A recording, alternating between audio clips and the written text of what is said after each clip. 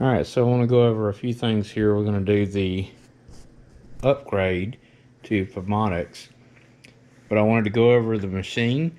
So this is a China 6040 CNC machine that has been massively upgraded from what you would buy on eBay, with the stepper motors, the spindle. There's several things that I've done to this machine. The gantry upgrade is coming next, but I wanted to go ahead and get the software working. Anything that I cover in this video is not covered on the tan or the black box controller that comes with this machine. This machine is controlled with a Gecko G540 drive, and the box is purchased from Vince from eDealers Direct. It's this box down here. So anything I cover in this video is not guaranteed would work with a stock chassis 6040 CNC machine. Wanted to lay that out there before I got going on this. If you're interested in upgrading your machine, contact Vince at eDealers Direct and he will set you up. Now on to the video.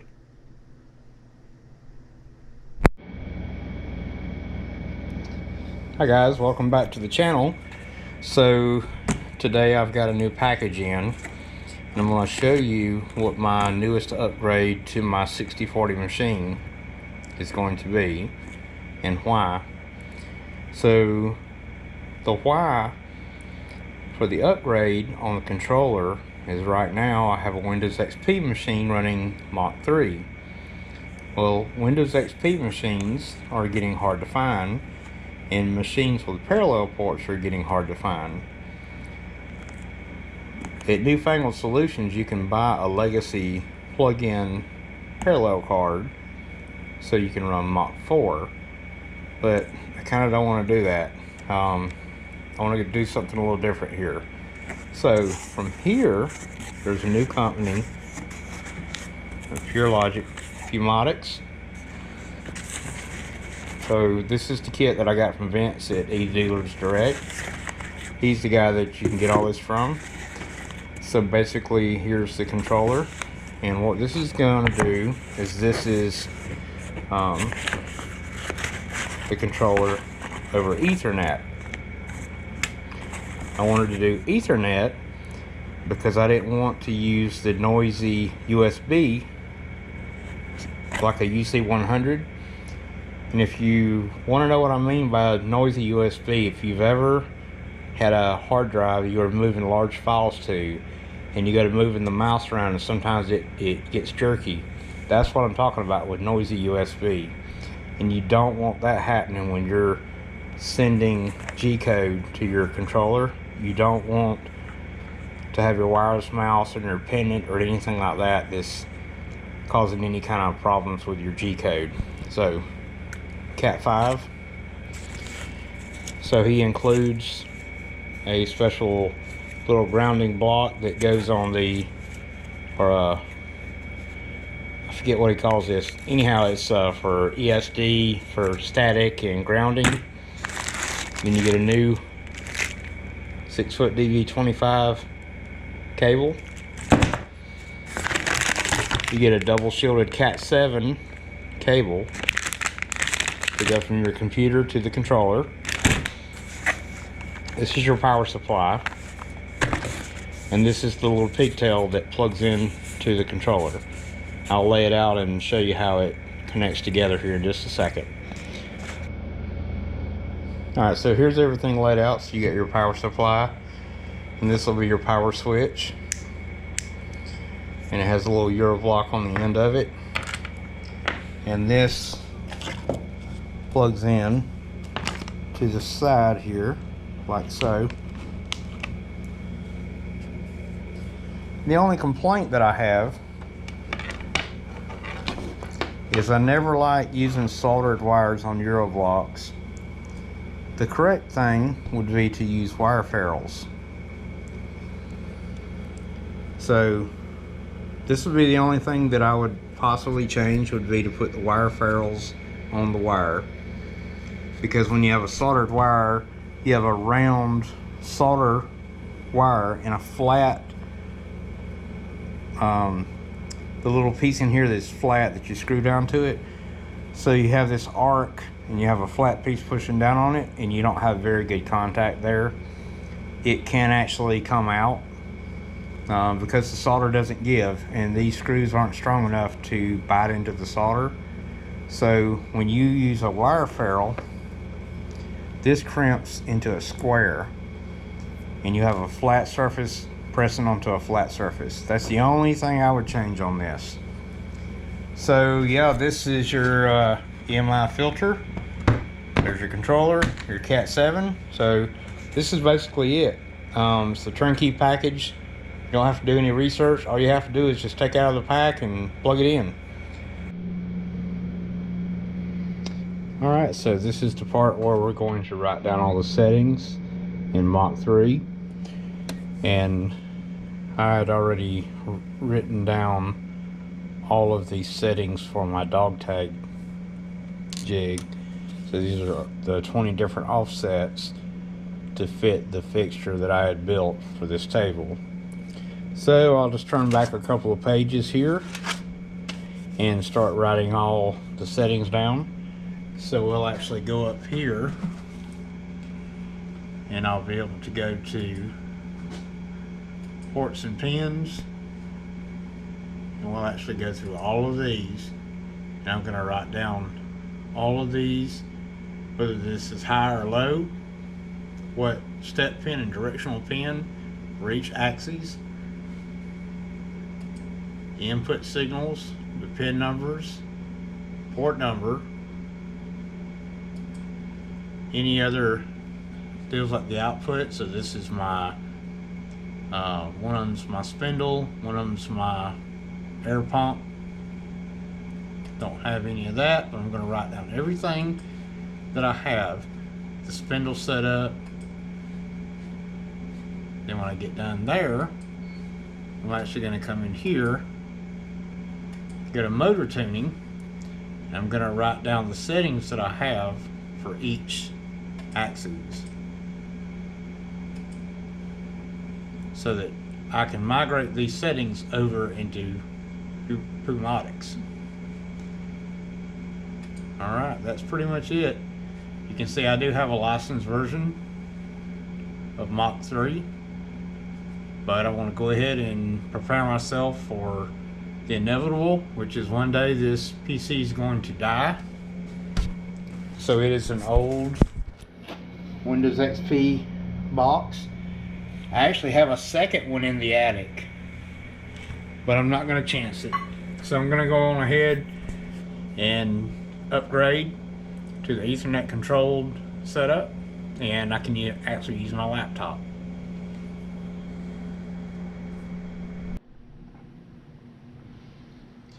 So here's the page for your step and direction pins for your X, Y, Z axis, A axis, and the spindle. So we'll write down these X's. The step pin is 2, direction 3, 4, 5, 6, 7, 8, 9. This may not be the same for your setup, but copy your settings from Mach 3 to put into the new software. And don't forget spindle. This is pin 14. This is where the PWM signal comes from the controller to tell your spindle controller how fast to turn. This one kind of got me on the first go around of settings. I forgot to put 14 in here. So anyway, copy these settings over and I'll show you where to put them in Pumotix.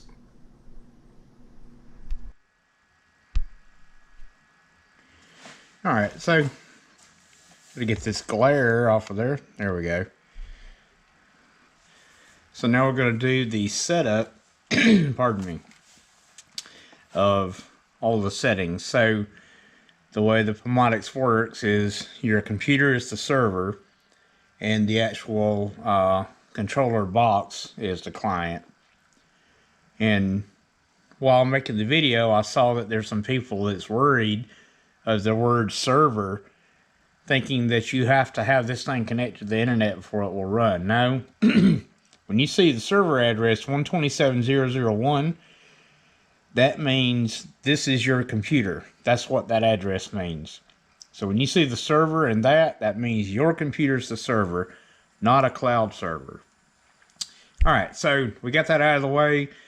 Here's our setup screen.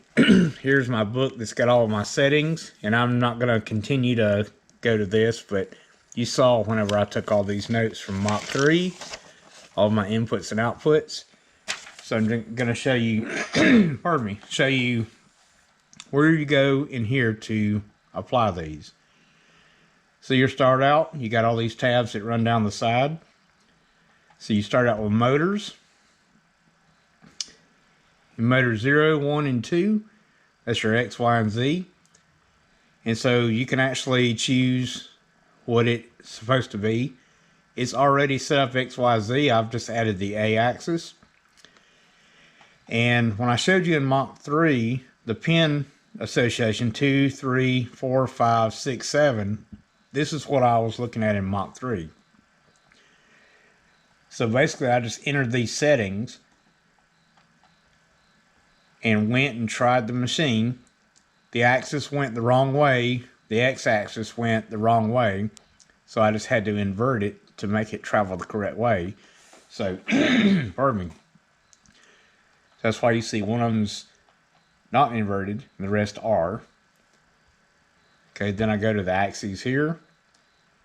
And so this is where I entered the information from Mach 3 for my motor tuning. And then you'll do Y.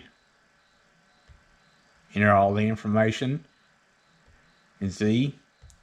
Now you'll see this chart whenever you actually activate, when you turn the controller on, or if you make a change it'll show you, but as you're going in here to editing you won't see it. Then you have your I/O.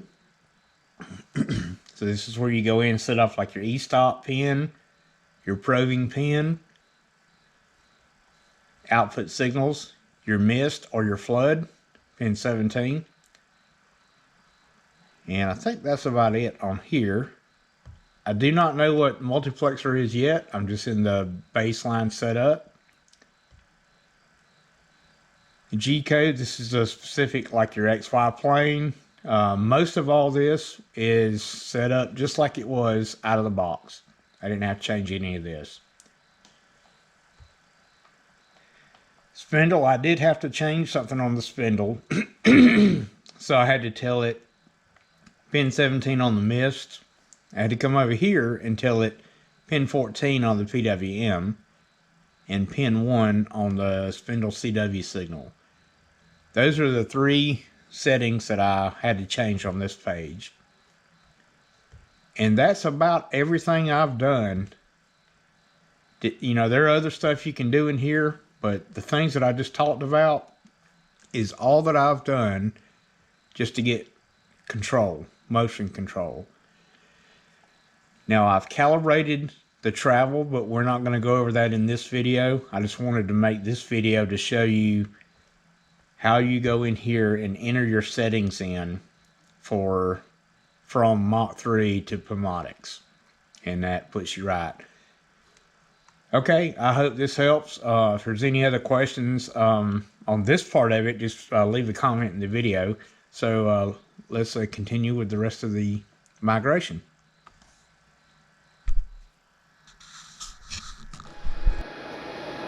Alright, so back on this screen here, let me show you. I had to get my settings. So I go to the I/O. And I have limit switches on the machine for homing and for keep me from crashing it. So I had to come in here, user input 0, pin 11, it's my Z limit. Input 1, pin 12, Y limit. And user input 2, pin 13, X limit. So I had to enter that. And then I came to this screen, and whether to know whether to change it high or low. So if you go back to our settings here, if I go down and let's say my X, if I invert this, hit apply,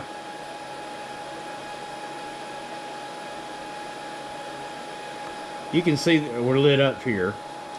So when I first copied the settings over, I had a few things that was showing up here. So I wanted to go through and change the high or low until I had nothing lit up. So right now, if I click the X limit micro switch, you see it goes off. And if I do the Y, okay, so I'm going to have to go in and change this back the way I had it. So we go O, and there's where I will uncheck that, hit apply, and okay. So now if we hit X, we get in here with the stick, so there's my X, and then Y. You have to take my word for it for the Z. I can't reach it right now. So anyhow, and then you can see the output signals, the e-stop state. So if I come over here and activate this goes away. We're in the idle state, milling mode active.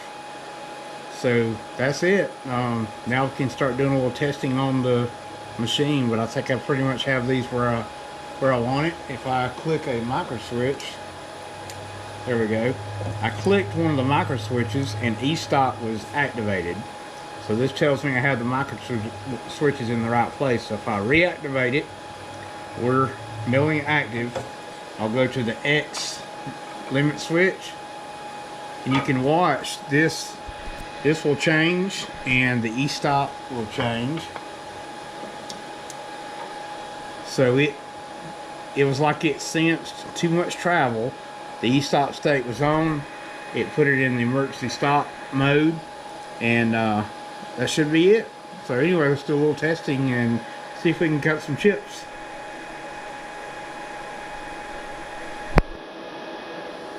Okay, so after plugging in all the settings, you come right down over here, and it was off. So let's turn that on, and we can use these buttons here for jogging X left and right, or right out of the box without changing anything, the same hotkeys that I used on Mach works here. So I've got the left, right arrow, up, down arrow, page down, page up. So we got left and right arrow, left, right, then the up, down, and then the Z axis. So all these work perfect. So now we'll come down and go to the spindle right here, and then I'm going to click it. Spindle's on, spindle's off. Then we got mist. I don't know if you heard the pump running. So pretty much that was an easy import of settings from Mach straight over to Pumotix, and we're good to go. Now I'm going to check, make sure the travels are correct, and check all the things before I just start running programs. But out of the box, that was pretty simple. I'm pretty impressed with that. So good job, guys. So anyway, so let's do a little bit of tuning and make sure we're good to go. I want to make sure that my units that I set in the motor tuning, not turning. So if I come over to motors or axes, then I want to make sure that my steps are correct for the amount of travel that we're going a certain distance. So I'll set up a 12-inch and command it to go 12 inches and make sure that we're good there. And if we're good there, then we should be able to run some programs. Alright, so here's the section that once you get all your settings entered, this is where you need to go to calibrate, to check to make sure that your units per revolution is correct from Mach to Pumotix. I'm not going to go in over that in this video, because it's, you know, setting up a gauge on the machine, blah, blah, blah. We might do a separate video of calibration. This video is basically just from getting Pumotix fired up and running your G-code. You just go to Calibration Wizard. You choose the axis that you want to check. And I don't have the machine turned on right now, but basically you choose the axis and you tell it how far that you want to move. So if we do X and we just say here, we enter in, for instance, 12 inches, and then hit run, it will tell you, it'll run the 12 inches, and then it lets you put in here how far did it actually go. And the more time you put into measuring this, the more accurate you can make it. If you just have a pointer pointing to a tape measure, you'll probably be within 20 or 30 thou. But the right way would be to actually set up a dial indicator and actually do a dial indicated move. So that's why I'm not going to go into this part, go into calibration on this video. We'll do that in another video. But anyway, I just want to tell you, the calibration wizard is set up so that you can do your X, Y, and Z calibrations and be ready to cut some chips.